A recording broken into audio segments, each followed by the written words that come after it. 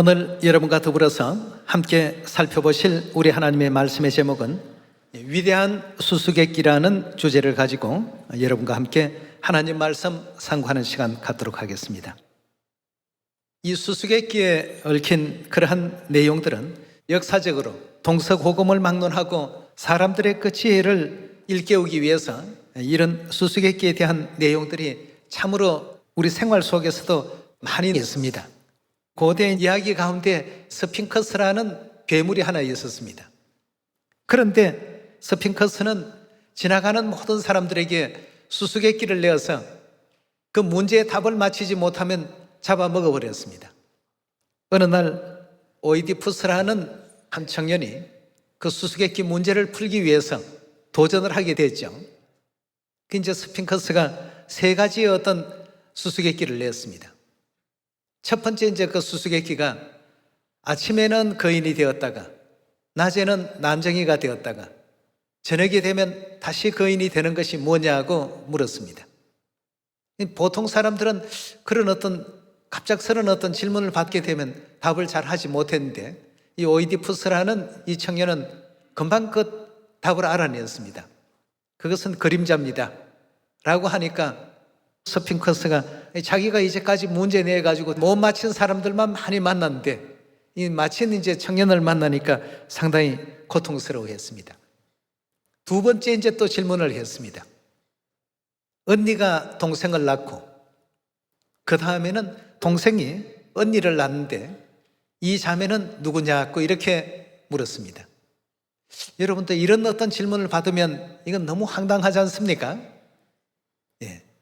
그런데 오이디푸스가 금방 이제 또 답을 냈습니다. 그건 낮과 밤을 의미합니다 라고 하니까 스핑크스가 굉장히 괴로워했습니다. 이건 못 맞춰야 이건 정상인데 다 이렇게 맞히니까 말이죠. 그래서 이제 마지막 세 번째 질문을 냈습니다.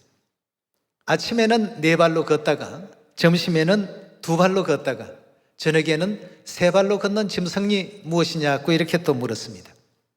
이 내용은 여러분들이 많이 알고 있는 내용입니다.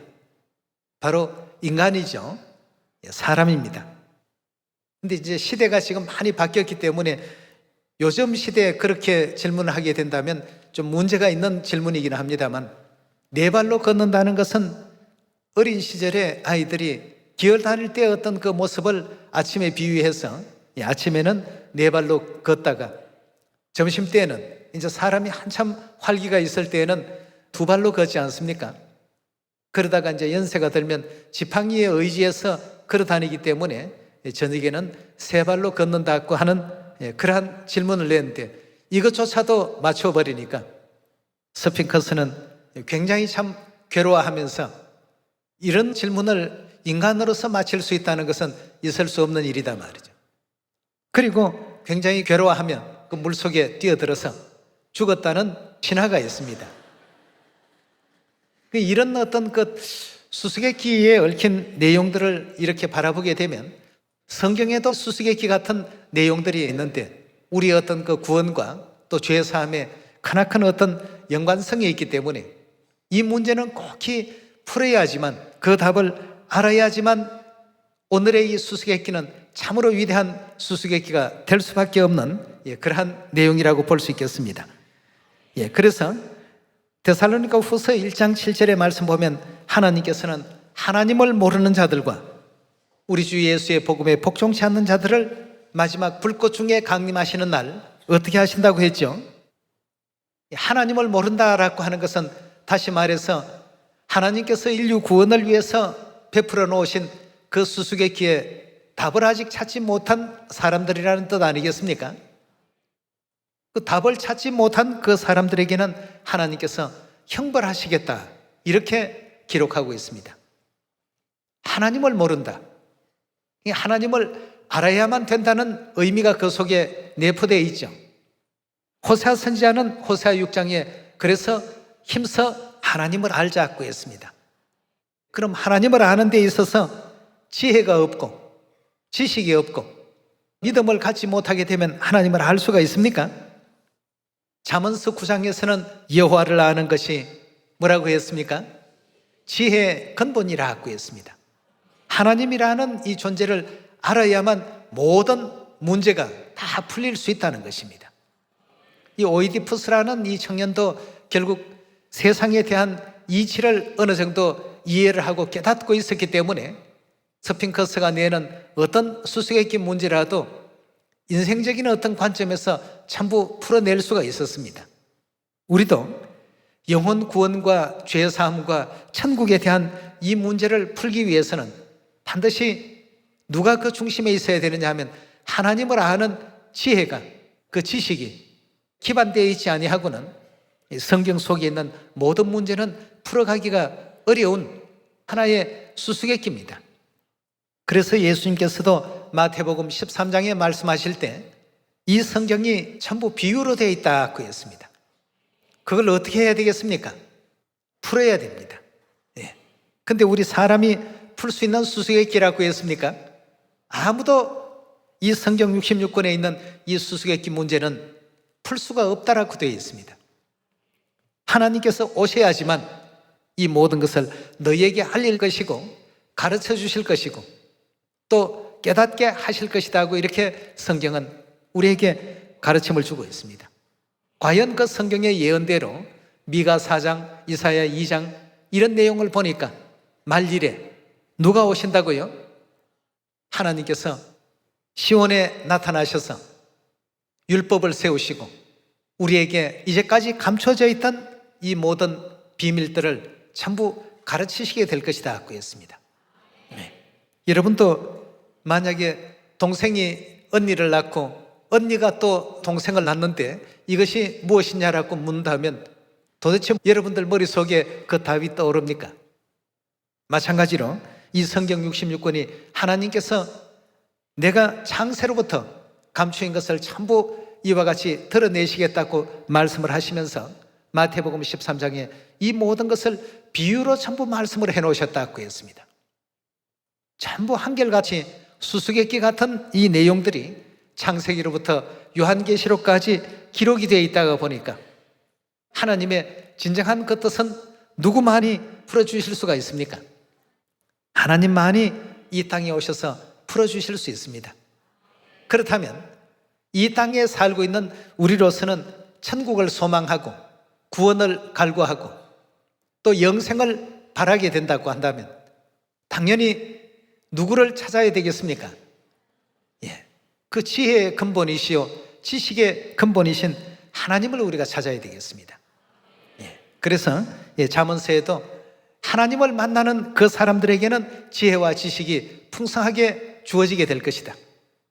여호와를 아는 것이 지혜의 근본이다. 또 골로새 1장과 2장에는 보면 그리스도가 비밀이라고 이렇게까지 말씀하고 있지 않습니까? 그리스도를 알아야지만 그 그리스도를 통해서 우리가 비유로 되어 있는 이 성경의 모든 답들을 이해할 수 있고 그 답을 얻을 수가 있고 깨달을 수가 있다는 뜻 아니겠습니까? 오늘 위대한 수수께끼 가운데 예수님께서 내신 수수께끼가 하나 있습니다. 그 수수께끼가 어떤 것인지 마태복음 16장 13절의 말씀 함께 보시겠습니다. 예수께서 가이사랴 필립보 지방에 이르러 제자들에게 물어 가르사대 사람들이 인자를 누구라 하느냐라고 했습니다. 굉장히 참 큰 수수께끼입니다. 사람들이 나에 대해서 인자에 대해서 누구라고 그렇게 알고 있느냐? 14절입니다.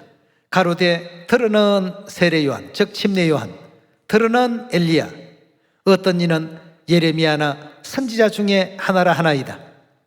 너희는 나를 누구라 하느냐? 시몬 베드로가 대답하여 가로되 주는 그리스도시요 살아계신 하나님의 아들이시니다 라고 이렇게 답을 주었습니다. 이 답이 정답이죠. 17절입니다. 예수께서 대답하여 가르사대 바요나 시몬아 내가 복이 있도다. 이를 내게 알게 하니는 혈육이 아니요 하늘에 계신 내 아버지시라. 또 내가 내게 이르노니 너는 베드로라. 내가 이 반석 위에 내 교회를 세우리니 음부의 권세가 이기지 못하리라. 내가 천국 열쇠를 내게 주리니 내가 땅에서 무엇이든지 매면 하늘에서도 매일 것이요 내가 땅에서 무엇이든지 풀면 하늘에서도 풀리리라 하시고, 이에 제자들을 경계하사 자기가 그리스도인 것을 아무에게도 이르지 말라 하시니라고 했습니다. 마태복음 16장에 위대한 수수께끼를 하나 내었습니다. 세상 사람들은 나에 대해서 누구인 줄 알고 있느냐?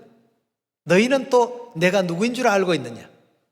이 이제 질문을 드렸을 때 제자인 그 베드로가 나서서 주는 그리스도시요 살아계신 하나님의 아들이시니이다 고 이렇게 답을 주었습니다.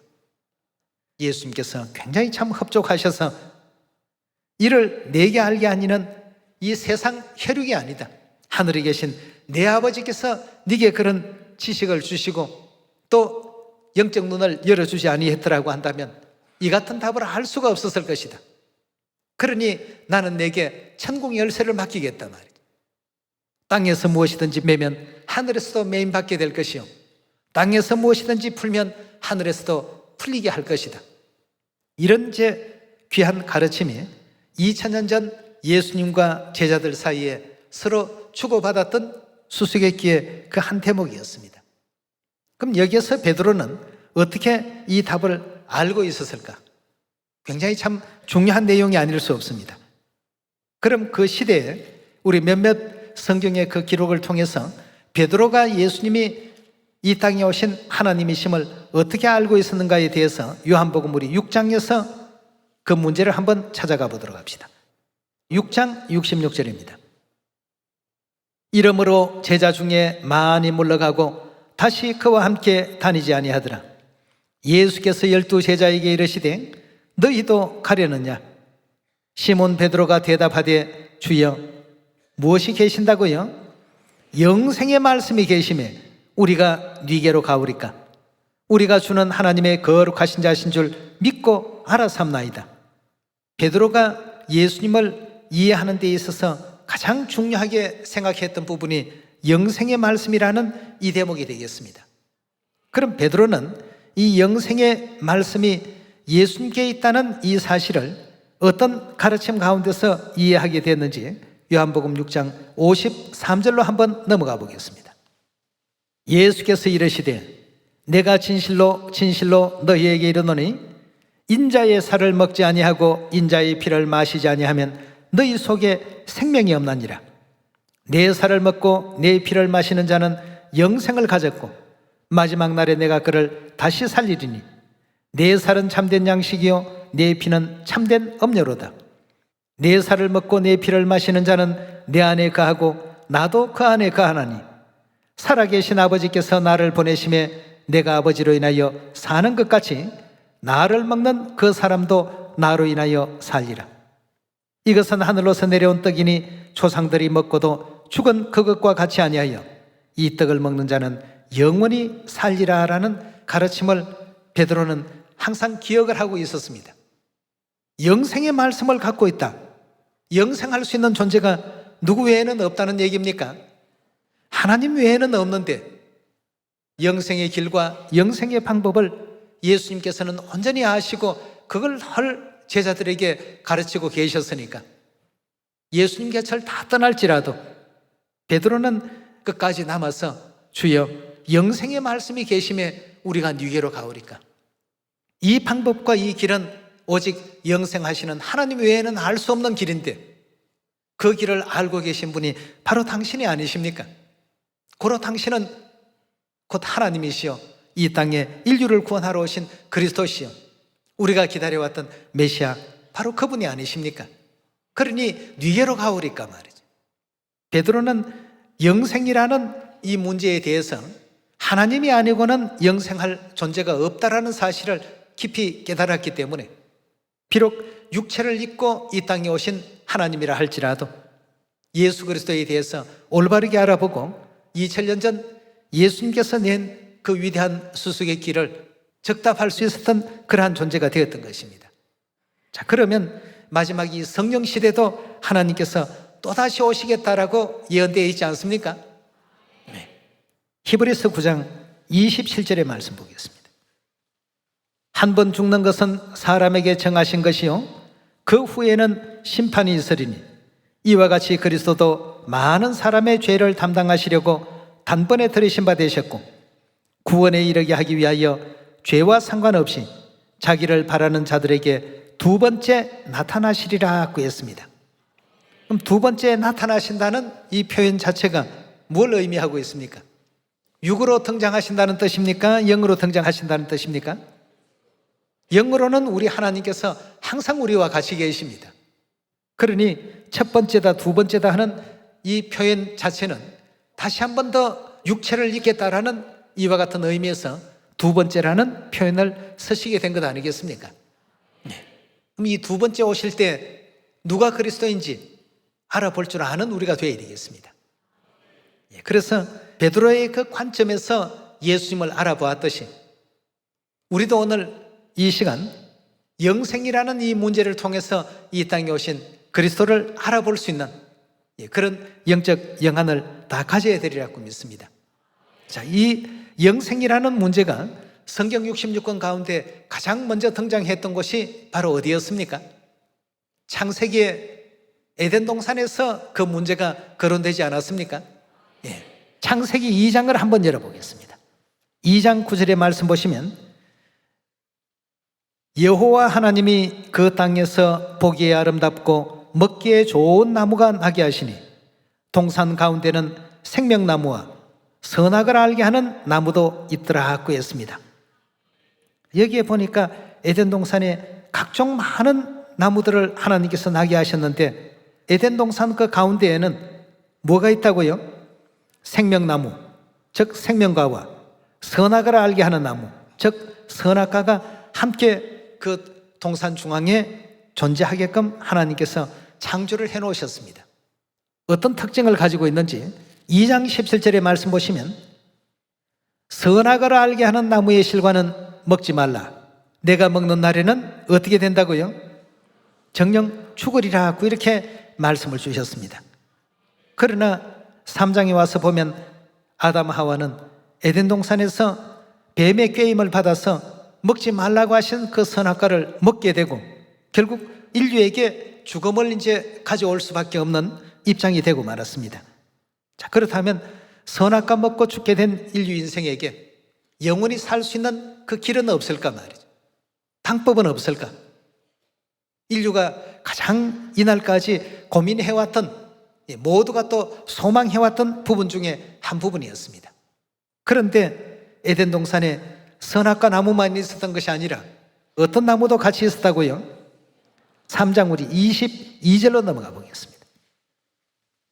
여호와 하나님이 가라사대 보라 이 사람이 선악을 아는 일에 우리 중 하나같이 되었으니 그가 그 손을 들어 어떤 나무라고요? 생명나무 실과도 따먹고 영생할까 하노라고 했습니다. 선악과를 따먹고 죽을 수밖에 없었던 인류의 대표가 되는 아담과 하와에게 이 생명과를 먹을 수 있는 길만 있다라고 한다면 아담과 하와도 다시 영생의 어떤 그 존재로 전환될 수 있지 않겠습니까? 그러나 23절에 보면 하나님께서 죄인의 몸으로는 생명과에 나올 수 없도록 한 가지 조치를 취하십니다. 23절의 말씀 봅니다. 여호와 하나님이 에덴 동산에서 그 사람을 내어보내어 그의 근본된 토지를 갈게 하시니라. 이같이 하나님이 그 사람을 쫓아내시고 에덴 동산 통편에 그룹들과 두루 도는 화영검을 두어서 생명나무의 길을 지키게 하시니라고 했습니다. 그러니까 선악과 따먹은 그 죄인들로서는 생명나무에 감히 가까이 접근하지 못하도록 화영검을 든 그룹 천사들을 하여금 생명나무의 그 길을 전부 지키게끔 하나님께서 명령을 해놓으셨습니다. 이때부터 아담과 하와는 로마서 7장에 주신 말씀과 같이 오호라 나는 공고한 사람이로다. 누가 이 사망의 몸에서 나를 건져내랴 라고 이렇게 자탄하는 세월과 시간을 보낼 수밖에 없었습니다. 아담과 하와에게 생명과 먹을 수 있는 길만 열리게 된다면 정말 참 더 이상 바랄 것이 없는 삶이 이어질 수 있지 않겠습니까? 그동안은 참으로 에덴 동산에서 부족한 것이 없었고 슬픈 것도 없고 아픈 것도 없고 괴로운 것도 없고 정말 참 기쁨과 행복 속에 나날의 생애를 살았는데 그 사단 마귀의 간계한 그 꾀임을 받아서 하나님께서 금하신 그 선악과를 따먹음으로 말미암아서 모든 인류에게 죄라는 것을 유전시키는 그런 입장이 될 수밖에 없었지 않습니까? 그리고 옆에 바로 생명나무가 있는데도 불구하고 하나님께서 그룹들과 두루 도는 화영금을 두게 하셔서 죄인의 손으로는 감히 생명나무에 범접하지 못하도록 말이죠. 자, 그럼 이 생명과를 먹을 수만 있다면 인류는 어떻게 되겠습니까? 영생할 수 있겠죠.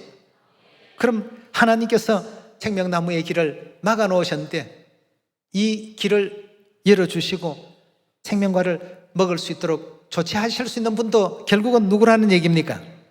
하나님이시죠.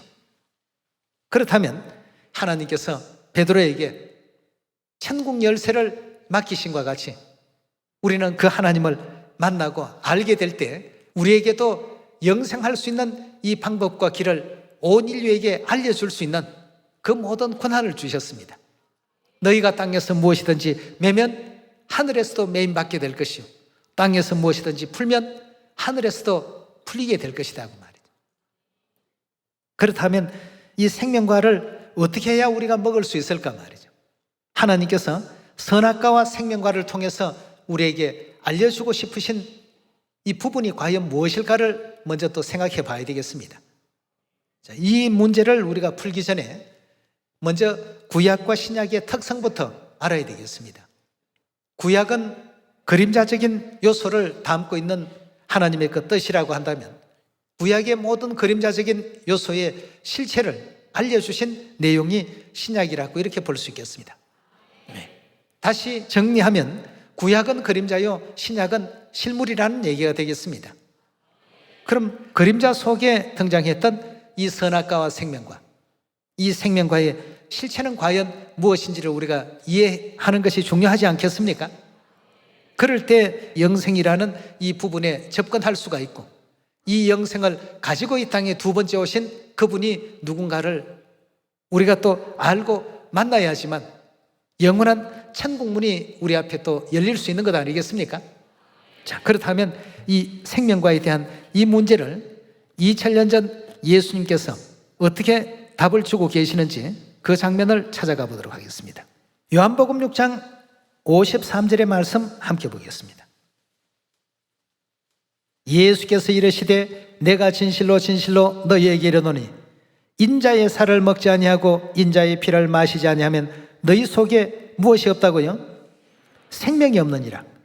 우리 인류 인생은 아담 하와의 선악과 먹은 그 죄가 유전이 되어서 결국 죽을 수밖에 없는 이런 위치에 놓여 있습니다. 54절입니다. 내 살을 먹고 내 피를 마시는 자는 뭘 갖는다고요? 그리스도의 살과 그리스도의 보혈의 피를 먹고 마시는 자에게는 영생을 가졌고 마지막 날에 내가 그를 다시 살리리니 내 살은 참된 양식이요 내 피는 참된 음료로다 하고 했습니다. 지금 예수님께서 말씀하고 계신 영생에 대한 이 부분을 우리가 잘 주목해 볼 필요가 있겠죠. 에덴 동산에서는 생명과를 먹는 사람들에게는 누구든지 영생에 이를 수 있도록 하나님께서 만들어 놓으셨습니다.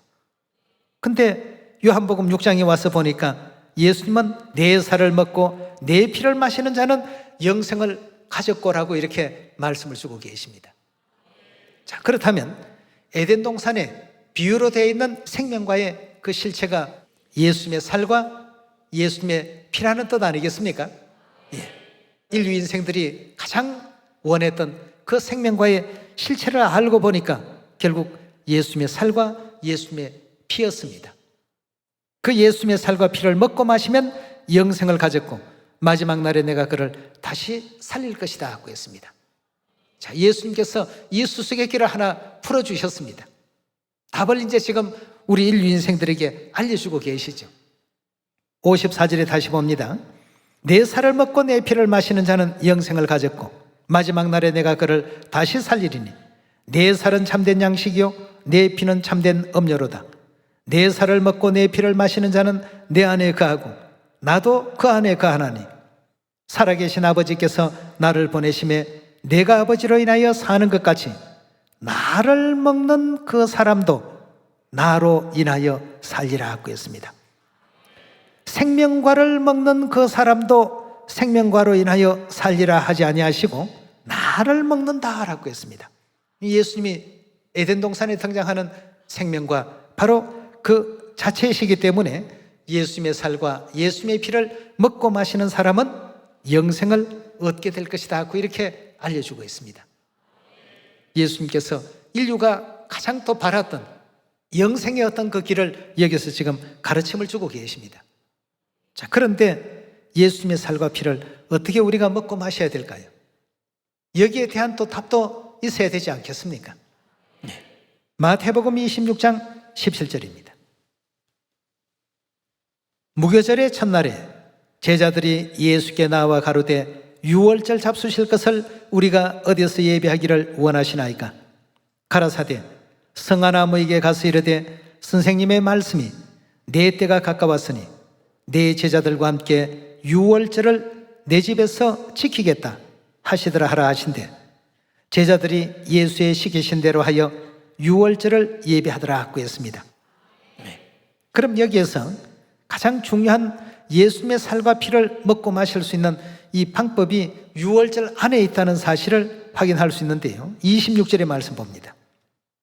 저희가 먹을 때에 예수께서 떡을 가지사 축복하시고 떼어 제자들을 주시며 가르사대 받아 먹으라 이것이 내 몸이라 하시고 유월절 떡을 떼주시면서 가르침을 주시기를 이것이 내 몸이라 하시고 27절입니다.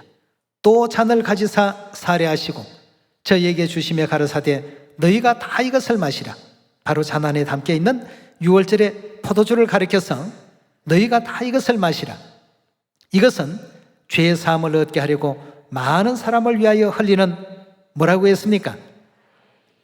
바로 유월절의 그 포도주는 예수님의 피, 곧 언약의 피라고 이렇게 일깨워 주셨습니다. 유월절 떡은 예수님의 살이요 유월절의 포도주는 예수님의 피로서 요한복음 6장 54절에 내 살을 먹고 내 피를 마시는 자는 영생을 가졌고 라고 하는 거기에 대한 정확한 답을 바로 유월절 새 언약 이날을 통해서 생명과를 먹는 그 길을 인류 인생들에게 열어주신 것 아니겠습니까? 그래서 에덴 동산의 생명과는 우리 진리로 말할 때에는 유월절로 이렇게 등장하고 나타났습니다. 그럼 유월절이 꼭 필요합니다. 왜냐하면 유월절은 예수님께서 가르쳐 주신 바로 생명과 그 자체 아니겠습니까? 그런데 생명과 이 귀한 이 진리가 사단 마귀에게 짓밟힘을 또 받게 됩니다.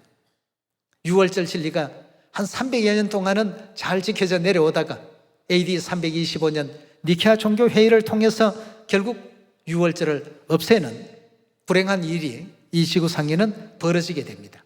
그래서 약 한 1600년이라는 긴 시간 동안 유월절은 다시 이 지구상에 나타나지를 않습니다. 유월절이 없다는 것은 생명과의 그 길이 사라져버렸다는 얘기 아니겠습니까? 그래서 그 기간은 종교 암흑기요, 빛이 없는 시대요, 진리가 없는 시대였다고 그렇게 볼 수가 있는 것입니다. 1600년이라는 긴 세월 동안 그 누구도 생명과의 진리에 나아갈 수 있는 길이 없었습니다. 그래서 그리스도께서 그런 인류의 그 안타까움을 보시고 구원하기 위해서 두 번째 다시 이 땅에 오시기로 결정을 하셨습니다. 우리 히브리서 9장 다시 한번 넘어가 보겠습니다. 27절의 말씀 보시면 한 번 죽는 것은 사람에게 정하신 것이요 그 후에는 심판이 있으리니 이와 같이 그리스도도 많은 사람의 죄를 담당하시려고 단번에 들이신 바 되셨고 처음 초림 때에는 죄를 담당하기 위해서 이 땅에 오셨죠. 그 다음 두 번째 오실 때에는 목적이 또 뭐였습니까? 구원에 이르게 하기 위하여 죄와 상관없이 자기를 바라는 자들에게 두 번째 나타나시리라 하고 했습니다. 그럼 여기서 구원에 이르게 하기 위하여라는 이 말씀 그대로 우리가 바라보게 될 때에 오시지 아니하고는 절대 구원이 이루어질 수 없는 환경 가운데 이 지구가 묻혀 있었습니다. 그럼 구원에 이르게 하기 위해서 이 땅에 두 번째 오셨다라고 한다면 틀림없이 에덴 동산의 생명과를 가지고 오시는 그리스도가 되어야 되겠습니다. 그런데 생명과가 진리로 나타날 때는 어떤 진리로 나타났습니까? 그럼 이 땅에 두 번째 오실 때는 틀림없이 유월절 새 언약의 그 진리를 가지고 등장하시는 분이 되어야 된다는 뜻 아니겠습니까? 오늘날 이 지구상에도 수없이 많은 거짓 그리스도와 거짓 선지자들이 일어나서 택하신 백성이라도 미혹할 수가 있다라고 조심을 하라고 마태복음 24장에 계속 경고하고 있지 않습니까? 그렇다면 두 번째 오신 이 그리스도는 틀림없이 에덴 동산에 잃어버렸던 그 생명과의 진리를 되찾아 주시고 그 생명과를 우리에게 먹여주실 그분이 되어야 되겠습니다. 그래야지만 죽을 수밖에 없게 된 인류 인생을 그 선악과의 죄에서 구원시킬 수가 있기 때문입니다. 하나님의 너희는 나를 누구라 하느냐 하고 물으신 이 가장 위대한 질문에 바로 베드로가 영생의 말씀이 계시니까 당신은 틀림없이 이 땅에 오신 하나님이십니다 말이에요. 오늘날 이 시대도 우리 모든 시온의 자녀들이 생명과를 통해서 영생을 주시는 것을 보니까 당신은 틀림없이 우리의 하나님이십니다. 이런 답들이 나와야 안 되겠습니까? 그럼 과연 그런지 우리 이사야서 25장에서 하나님께서 주신 그 답을 한 번 더 찾아보도록 합시다. 25장 6절의 말씀 보시면 만군의 여호와께서 이 산에서 만민을 위하여 기름진 것과 오래 저장하였던 포도주로 연회를 베푸시리니 곧 골수가 가득한 기름진 것과 오래 저장하였던 맑은 포도주로 하신다 하고 했습니다.